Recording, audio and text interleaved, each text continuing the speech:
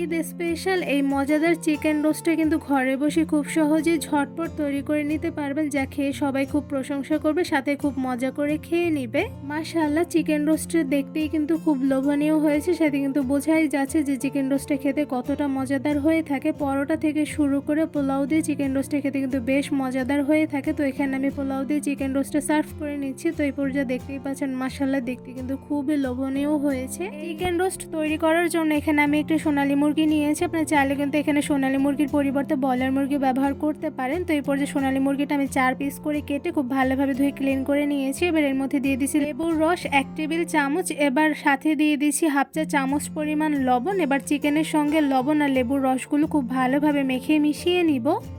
Chicken roast রান্না করার সময় লবণের সঙ্গে লেবু রসটা দিয়ে মেখে নেওয়ার চেষ্টা করবেন, সেক্ষেত্রে কিন্তু চিকেন রোস্টের টেস্টটা বেশ ভালো আসবে। তো এই পর্যায়ে কিন্তু চিকেনের সঙ্গে লেবু রস দিয়ে খুব ভালোভাবে মেখে নেওয়া হয়ে গিয়েছে। একটা সাইডে আধা ঘন্টার জন্য রেস্টে রেখে দিব। এবার একটি জারে দিয়ে দিয়েছি পেঁয়াজ কুচি। এখানে আমি 4 টেবিল চামচ পরিমাণ পেঁয়াজ কুচি দিয়ে দিয়েছি, আর সাথে দিয়ে দিয়েছি অল্প কিছু কাঠ বাদাম। এবার সবগুলো উপকরণ খুব ভালোভাবে ব্যালেন্স করে নিব। পেঁয়াজের সঙ্গে বাদামগুলো খুব ভালোভাবে ব্যালেন্ড করে নিয়েছি। তো এই পর্যায়ে আপনাদের একটু তুলে দেখাচ্ছি কতটুকু পরিমাণে মিহি করে আমি পেস্ট করে নিয়েছি। এবার এই মশলাটা আমি একটি সাইডে রেখে দিব। এবার চিকেন ভাজার জন্য একটি প্যানের মধ্যে দিয়ে দিচ্ছি রান্নার সয়াবিন তেল পরিমাণ অনুযায়ী। এবার তেলগুলো হালকা গরম হয়ে আসলে এর মধ্যে ম্যারিনেট করা চিকেনগুলো একটা একটা করে গরম তেলের মধ্যে দিয়ে দিচ্ছি। গরম তেলের মধ্যে একটা একটা করে সবগুলো চিকেন দিয়ে দেওয়া হয়ে গিয়েছে। এবার কিছুক্ষণ সময় নিয়ে চিকেনগুলো কালার করে ভেজে নিব। তো এই পর্যায়ে দেখতেই পাচ্ছেন চিকেন একটা সাইডে কিন্তু হালকা কালার চলে এসেছে। এই পর্যায়ে একটি চামচের সাহায্যে আমি চিকেনগুলো একটা একটা করে উল্টে নিচ্ছি। যেহেতু ফার্স্টে চিকেনগুলো লেবুর রস আর সাথে লবণ দিয়ে মেখে নেওয়া হয়েছে, সো সেই ক্ষেত্রে চিকেনগুলো ভাজতে কিন্তু খুব একটা বেশি সময় লাগবে না, খুব অল্প সময় কিন্তু চিকেনগুলো ভেজে নেওয়া হয়ে যাবে। তো এই পর্যায়ে দেখতেই পাচ্ছেন চিকেনের দুটো সাইডে কিন্তু খুব সুন্দর কালার চলে এসেছে। তো এই পর্যায়ে আরও কিছুটা সময় নিয়ে চিকেনগুলো আমি একটা একটা করে উল্টে পাল্টে ভেজে নিব। কিছুক্ষণ সময় নিয়ে চিকেনগুলো উল্টে পাল্টে কালার করে ভেজে নিয়েছি। এবার সবগুলো চিকেন একটি পাত্রে তুলে নিব। এবার একটি প্যানে গরম তেলের মধ্যে দিয়ে দিচ্ছি পেঁয়াজ কুচি। এখানে আমি হাফ কাপ পরিমাণ পেঁয়াজ কুচি দিয়ে দিচ্ছি, আর সাথে দিয়ে দিচ্ছি কয়েকটা তেজপাতা, সাথে দিয়ে দেবো এলাচ আর দারচিনি। এখানে আমি পরিমাণ অনুযায়ী সবগুলো উপকরণ দিয়ে দিয়েছি। এবার খুব ভালোভাবে পেঁয়াজ কুচিগুলো কিছুক্ষণ কালার করে ভেজে নিব। এবার এই পেঁয়াজ কুচির মধ্যে দিয়ে দিচ্ছি 1 টেবিল চামচ পরিমাণ ঘি। এতে করে কিন্তু পেঁয়াজ কুচির থেকে বেশ সুন্দর একটি ঘ্রাণ আসবে। এবার খুব ভালোভাবে কিছুক্ষণ সময় নিয়ে পেঁয়াজ কুচিগুলো হালকা গোল্ডেন ব্রাউন কালার করে ভেজে নিয়েছি। এবার এর মধ্যে কিছু মশলা দিয়ে দিব। তো এখানে পেঁয়াজ কুচি আর বাদামের যে পেস্টটা করেছিলাম সেগুলি ভেজে রাখা পেঁয়াজের মধ্যে দিয়ে দিচ্ছি। এবার খুব ভালোভাবে পেঁয়াজের সঙ্গে মশলাগুলো নেড়ে মিশিয়ে নিব। কিছুক্ষণ সময় নিয়ে পেঁয়াজের সঙ্গে মশলাগুলো খুব ভালোভাবে কষিয়ে নিয়েছি। এবার এর মধ্যে আরও কিছু মশলা অ্যাড করে নিয়েছি। এখানে দিয়ে দিচ্ছি 1 টেবিল চামচ পরিমাণ আদা বাটা, সাথে দিয়ে দিচ্ছি 1 টেবিল চামচ পরিমাণ রসুন বাটা, সাথে দিয়ে দিচ্ছি ভাজা জিরা গুঁড়া 1 টেবিল চামচ পরিমাণ, সাথে দিয়ে দিচ্ছি ধনিয়া গুঁড়া 1 টেবিল চামচ, সাথে দিয়ে দিচ্ছি লাল মরিচের গুঁড়া 1 টেবিল চামচ পরিমাণ। এবার এই সবগুলো মশলা খুব ভালোভাবে নেড়ে মিশিয়ে নিব। সবগুলো মশলা খুব ভালোভাবে নেড়ে মিশিয়ে নিয়েছি। এবার এর মধ্যে দিয়ে দিচ্ছি টমেটো সস। এখানে আমি 1 টেবিল চামচ পরিমাণ টমেটো সস দিয়ে দিয়েছি, সাথে দিয়ে দিচ্ছি টক দই। এখানে আমি 1/4 কাপ পরিমাণ টক দই দিয়ে দিচ্ছি। এই মশলার মধ্যে কিন্তু আমি ফ্যাটানো টক দইটাই ব্যবহার করেছি। এবার মশলার সঙ্গে টক দইগুলো খুব ভালোভাবে নেড়ে মিশিয়ে নিব। কিছুক্ষণ সময় নিয়ে অল্প আছে মশলাগুলো আমি নেড়ে মিশিয়ে নিয়েছি। এবার এর মধ্যে দিয়ে দিচ্ছি চিকেন রোস্টের মশলা। এখানে আমি প্রায় 2 টেবিল চামচ পরিমাণ রোস্টের মশলা দিয়ে দিয়েছি। এবার মশলার সঙ্গে রোস্টের মশলাগুলো খুব ভালোভাবে নেড়ে মিশিয়ে নিব। বেশ কিছুক্ষণ সময় নিয়ে মশলাগুলো কষিয়ে নিয়েছি। এবার এর মধ্যে দিয়ে দিচ্ছি ভাজা চিকেনগুলো। এখানে আমি সবগুলো চিকেন দিয়ে দিয়েছি। এবার মশলার সঙ্গে চিকেনগুলো খুব ভালোভাবে নেড়ে মিশিয়ে নিব।